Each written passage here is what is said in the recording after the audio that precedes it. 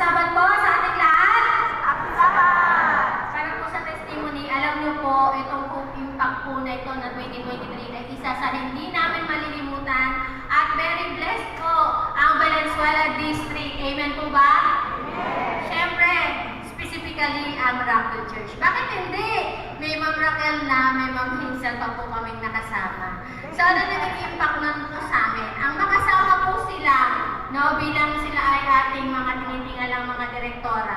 Pero bumaba sila para mag-abot ng mga libro at mag-offer ng mga panalangin po sa ating mga kasama po, no, doon sa lugar ng Rockville Church. Na-empower po nila kami.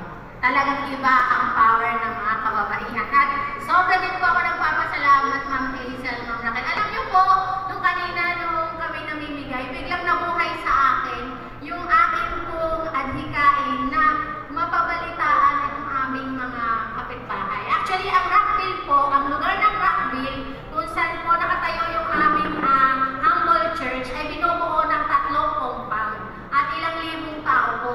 Pero sa kasalukuyan, ilan lamang pong pamilya ng Adventist ang naroroon.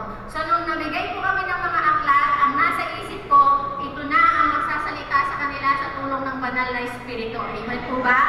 So, hindi po namin ito makakalimutan at ganoon din po, as much as na-bless namin yung mga taong tumanggap ng libro, kami man po na mga magkakapatid sa iglesia ay nabahagian ng tinatawag na blessing ng Panginoon. Bakit po? Alam namin na yung pinamimigay namin ay hindi basta papel lang. Ito po ang gagamitin ng Panginoon upang ang mga pamilya, ang mga tao na napahatiran po namin ng pamalita kanina ay magkaroon ng kakaibang pag-asa.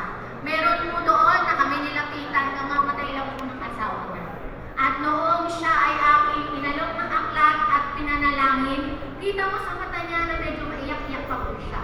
So yun po yung sinasabi natin na hindi po natin alam kung ano yung pinagdadaanan ng mga tao na pwede nating mabigyan ng aklat. So wag po tayong tumigil. So nawa nga po, diba, kahit hindi Hope Impact, magkaroon tayo ng panahon sa church natin na magbahagi ng mga aklat na babasahin sa mga taong nasa paligid. At isa po sa mga pangarap po namin